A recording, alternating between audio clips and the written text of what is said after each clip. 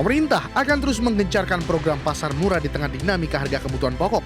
Pemerintah mengklaim program pasar murah menjadi salah satu instrumen penting dalam menekan inflasi. Di panel harga pangan pada laman Badan Pangan Nasional, sebanyak 15 komoditas mengalami penurunan harga.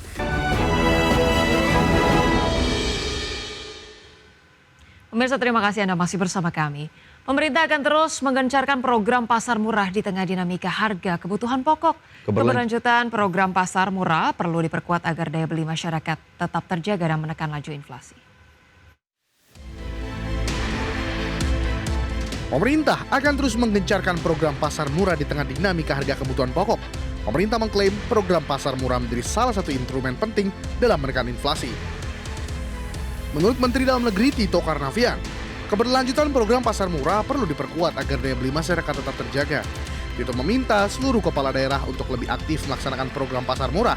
Dukungan pemerintah daerah diakui menjadi kunci agar program stabilisasi harga pangan berjalan optimal dan tepat sasaran.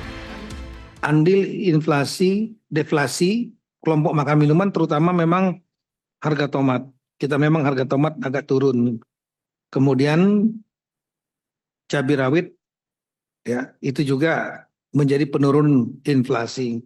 Tapi yang masih perlu kita hati-hati adalah bawang merah dan juga beras. Meskipun beras sudah banyak daerah yang jumlah kabupaten kotanya menurun.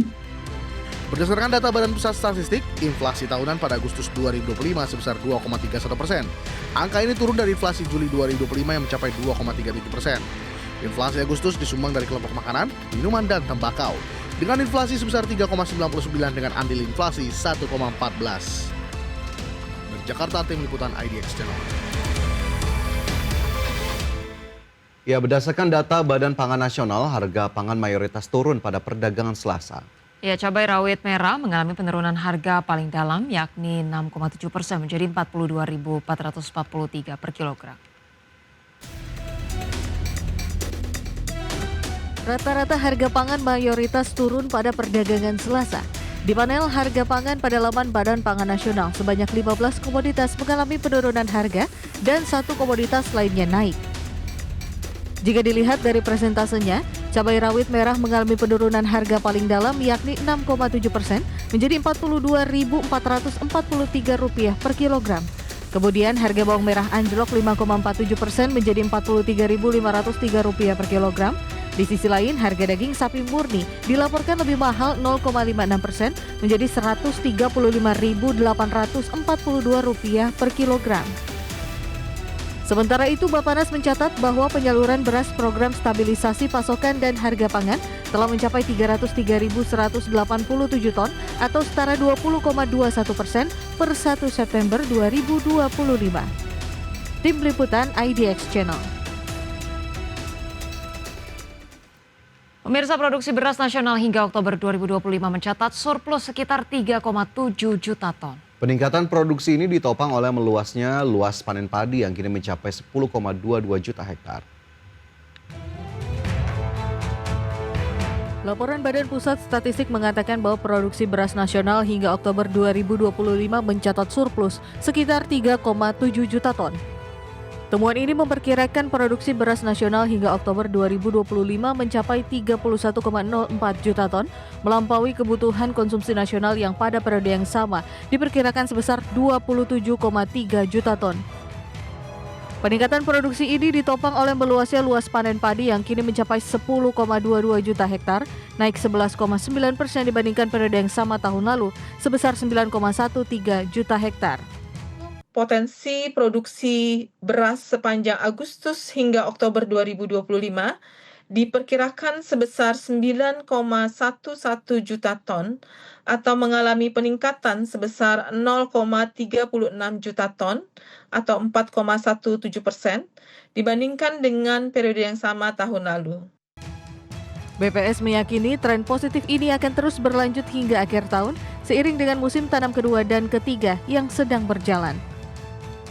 Tim Liputan IDX Channel. Ya, sementara itu pemirsa, pelaku usaha yang tergabung dalam Asosiasi Industri Usaha Mikro Kecil atau Menengah atau AKU Mandiri ini menyambut baik langkah strategis pemerintah menstabilkan ekonomi pasca kerusuhan aksi demonstrasi. Ketua Umum Asosiasi Industri Usaha Mikro Kecil dan Menengah atau Aku Mandiri, Hermawati Setiorini berharap kondisi ekonomi Indonesia bisa tenang dan bangkit, di mana imbas dari aksi demonstrasi, banyak pelaku usaha yang mengalami kehilangan pendapatan. Selain itu, upaya pemerintah dalam melakukan stabilisasi gejolak dinamika global dan ekonomi perlu didukung 100%. Pasalnya dengan situasi yang kondusif, ekonomi bisa berjalan dengan stabil.